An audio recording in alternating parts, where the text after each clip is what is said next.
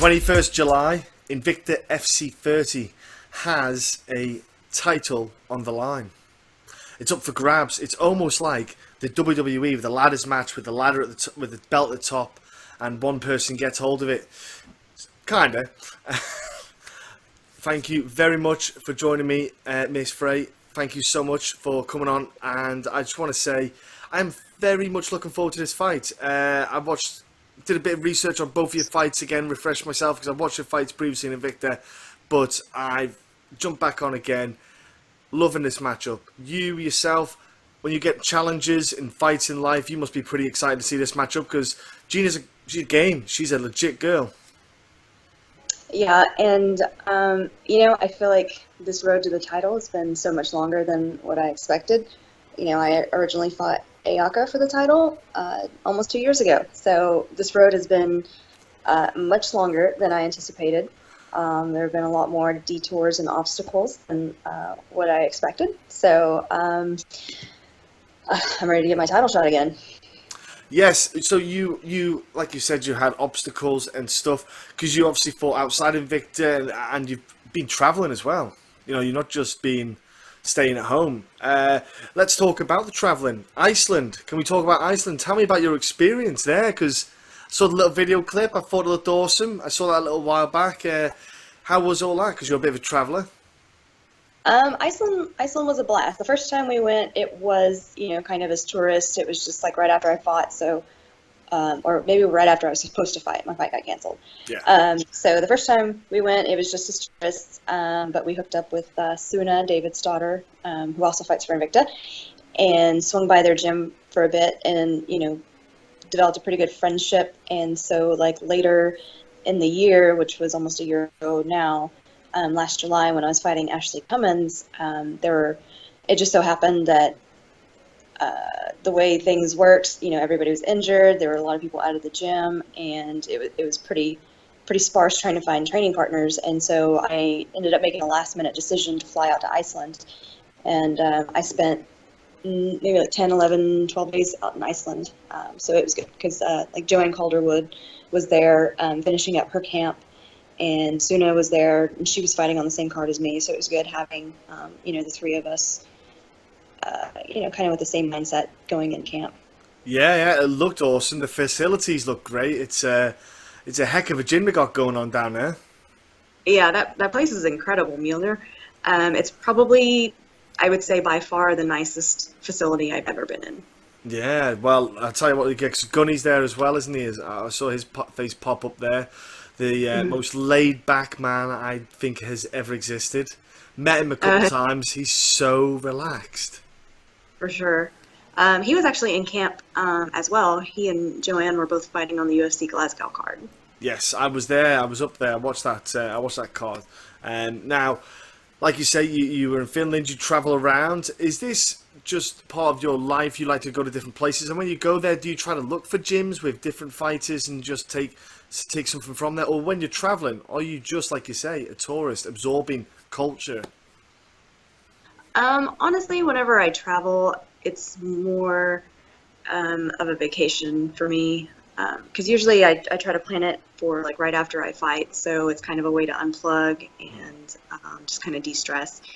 And I've trained a couple of times on trips. It's not like it's a necessity, but it just so happened that it kind of worked out, and but it's not like a major priority. Like if I can fit in like 1 or 2 days, it's kind of cool. Yeah. If time allows, but it's not my main priority. Now, I did notice a Cleveland Browns top. Are you a Cleveland Browns fan? So I don't really watch any kind of sports outside of like combative sports. Like I'll watch wrestling, stuff like wrestling finals, that sort of thing. But and boxing, kickboxing, MMA. But outside of that, I really have no idea what's going on. I saw the top and I thought, is she a Cleveland Browns fan? Okay, that'll be interesting. Or was that Okay, just a so I comfort? had a friend that was from Cleveland, and he went, he went and visited, and he just brought me back like a Cleveland Browns hoodie, and was like, "Here, I got this for you." And I'm like, "Okay, thanks. I'll just use it to cut weight in." That's good. That's a good thing to do. Now, you're a gamer as well. This is what I found fascinating. So you're a gamer, traveller. You've got a little thing. Now, are you on this? Right, I'm not that hippity hop and down with the gaming these days, but is it Twitch or something it's called? I'm probably getting it wrong. Okay, so I just started an account, and my husband is like kind of been pushing me to start streaming. Yeah. And I mean, I'm not like a super professional gamer, like a lot of the games, I'm not the best at. But it's like I kind of started looking into it, and it takes a lot of effort, and to build a following, people like stream kind of on a regular basis, and right now, like where I'm at in camp, it's just not the best time to like kind of get started. So I made an account, and I've been kind of like playing with the idea, maybe I'll start like once camp's over. But like all these streamers are like, you gotta have a regular schedule, you need to stream at least 3 hours at a time, because I mean, if you get on for like 30 minutes, like that's not a lot of time for people to find you or watch you or whatever. Yeah. Like I don't have that kind of time right now. Wow. That's a lot of time. Yeah. Wow. Yeah. Like scheduling 3 hours every other day. No. Wow.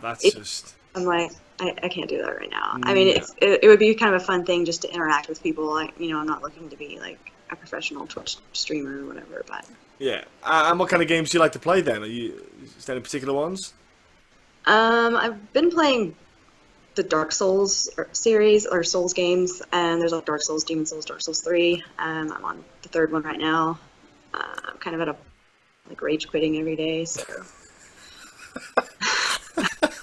So I've seen Fortnite. You see, I've not played it, but a lot of people talked about it. So I went and had a look at this. So I wondered if you were on board with the whole Fortnite kind of game. So I downloaded that just recently, like I mean 3 or 4 days ago, and I gave it a go the other night. And there's a lot going on, like yeah, especially like split-second things that you're like trying to build walls that shoot people, like, and it's a lot. It's kind of chaotic. Yeah. I YouTube videoed it. I just watched it on YouTube just to get an idea of what it was, and I was like, Matt, I need time to get my head around that. I mean, there's like 16 actions based on your 6 or 7 buttons, and I'm like, oh god, this is a lot. Yeah. And there's really no practice run. Like you just go and you do it, and you don't really get a lot of time to practice because in like 30 or 45 seconds you're getting killed by somebody. It's pretty crazy, yeah. So do you and your husband, is that like your downtime with you and your husband? Obviously just chill out, play the games, and just have a bit of like kind of fun, so to speak, just a break from the norm of the MMA side of things? Yeah, I'm a pretty avid reader as well. Like where I get to the point in my games where I'm like just rage quitting and it's not very relaxing. Like I'll put that down for a bit and find a good book to read. I like picture books myself. Pop-up books are the best ones. They're my favourite. I'm more of an audio thing. I don't know what it is. I don't know why. But if I listen to something, it goes in. If I read it, I can't read it for long enough. But yeah, everyone's different, different kind of mindset to learning, and obviously reading is fantastic. Don't get me wrong. Your training. Let's talk a little bit about your training because I've seen. Is it Montana De La Rosa training? Christina Williams. You girls have all been getting together. Has this like helped you? Because you said before about not having maybe enough training partners. This fight camp, have you had then a bounty full of training partners to help you? Yeah, it's good. They're both flyweights. Like we've actually had a bunch of flyweight girls join the gym, which is great because it's good to have like different looks, and it's great having female training partners. But God, they're all flyweights. You know what I mean? A little bit bigger. It's backbreaking work lifting these bodies. Hey, but it's still good. I appreciate having them. It was good having like Christina just fought. Montana's fighting this weekend. Her husband's fighting next weekend, and then it's me. So it's good being in camp with like everybody who can help push each other and has the same drive and kind of in the same mindset that they know that this is crunch time.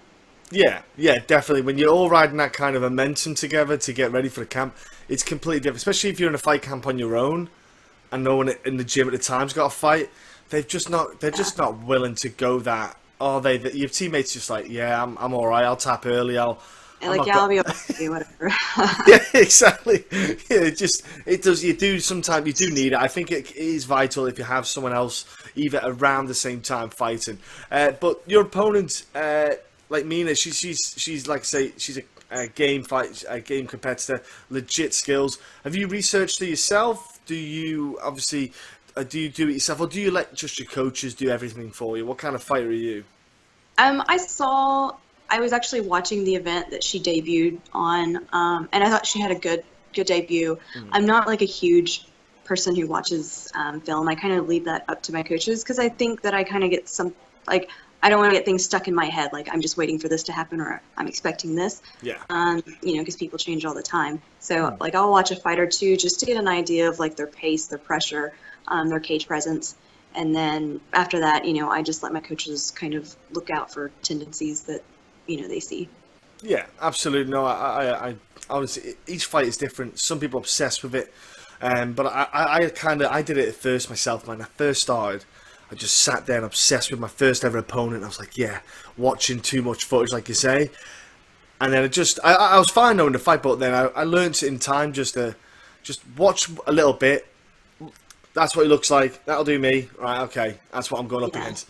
And other than that, I don't really care because it's more about reacting in the fight, you know, because like you say, she could be learning anything right now. And if you prepare for one thing and she brings something else to the table, it just catches you off guard. You've got to be, in essence, expect the unexpected, and then you're going to be all good. Yeah, for sure. Yeah, exactly. So yourself, though, what have you been working on specifically over the past, say, like 8 to 10 months to maybe bring your game up? Have you noticed any tendencies yourself in your own game that maybe like, oh, maybe my single legs, they're not as strong as they could be, or maybe my single collar tie could be a bit stronger? Anything in particular that you'd be kind of noticing yourself that you wanted to grow? There wasn't anything like necessary. I mean, obviously there's always things that you can improve on, you know, and I just sharpening my skill set and just getting better at the things that I do. But it's not like I really changed anything for this camp. You know, I always come in and put in the work in camp. I always come in prepared. It's never about like the work ethic or whatever. The one thing I would say that I kind of changed this camp was taking recovery a little bit more seriously. Like, you know, I've always just kind of like, if there was one thing that I let kind of fall to the wayside, it was just like actually taking kind of care of myself. And you know, I'm like 33 now, and so things don't quite bounce back like they used to. So I'm definitely, you know, respecting my body and trying to listen to it a little bit more closely, and not just like, oh, it'll be fine. It's fine. I'm just gonna, you know, keep pushing. I've been there. I'm 33 as well, so I know what it feels like to get up in the morning and suddenly I'm like, hang on a minute, why is it hurting to walk? Why does everything feel a bit tighter than it did 5 years ago? Like all of my training partner, like everybody, I think there's like 1 or 2 other people that like maybe just turned 30, but everybody else is like in their 20s. Like Montana and Mark, they're 23 years old. I am a decade older than them, and I'm trying to like keep up with these two, and I'm like, whoa, I got to be picky and choosy here. Like we can't go balls to the wall every single training session every single day. No. I gotta pick and choose my hard days. Yeah, exactly. Yeah. Out, because if I go like 3-4 hard sessions back to back to back, like I'm smoked for the rest of the week. Yeah. So I am feeling that same. I'm embracing it. I'm just learning. But the thing is, like you say, recovery's key. Stretching. I did not stretch 10 years ago. I did not stretch.